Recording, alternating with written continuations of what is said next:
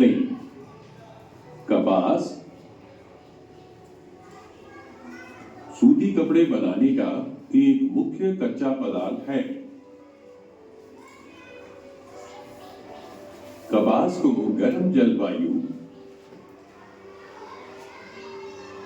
हल्की बारिश और 210 बिना ठंड वाले दिन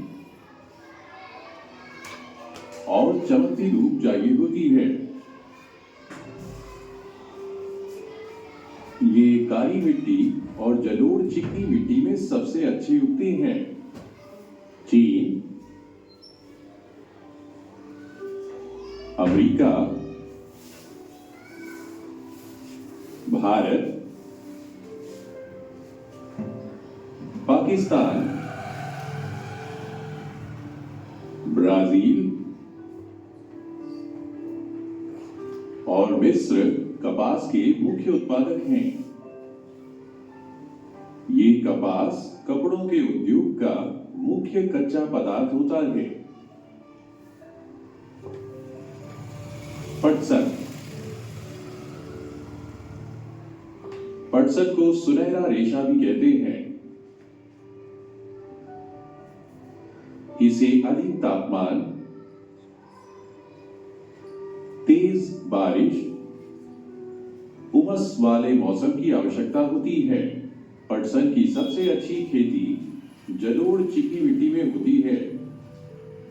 भारत और बांग्लादेश पटसन के सबसे बड़े उत्पादक हैं। कॉफी, ये एक बहुत महत्वपूर्ण फसल है।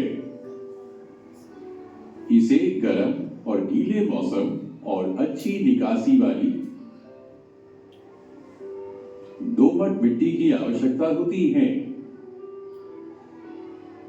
कॉफी सबसे ज्यादा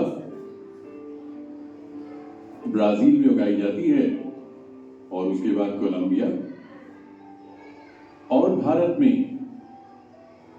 चाय, ये एक महत्वपूर्ण फसल है जो बागानों में उगाई जाती है।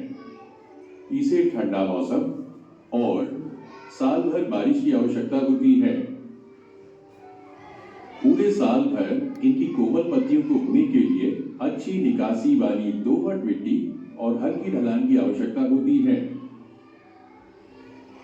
इसकी पत्तियों को तोड़ने के लिए बहुत सारे लोगों की आवश्यकता होती है। आइए एक बार फिर से दोहराएं हमने क्या सीखा। कपास को अधिक तापमान, हल्की बारिश, 210 बिना ठंड वाले दिन और चमकती धूप चाहिए होती है।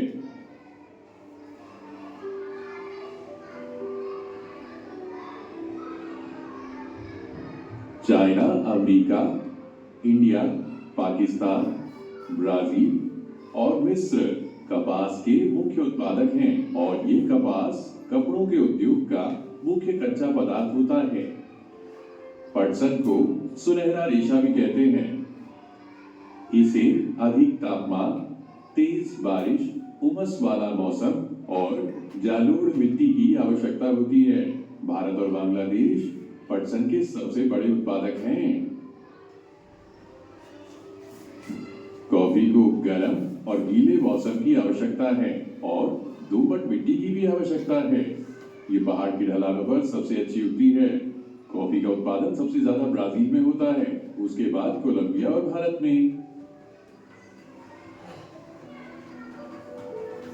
चाय एक महत्वपूर्ण फसल है जो बागानों में उगाई जाती है। इसे ठंडा मौसम और पूरे साल बारिश चाहिए।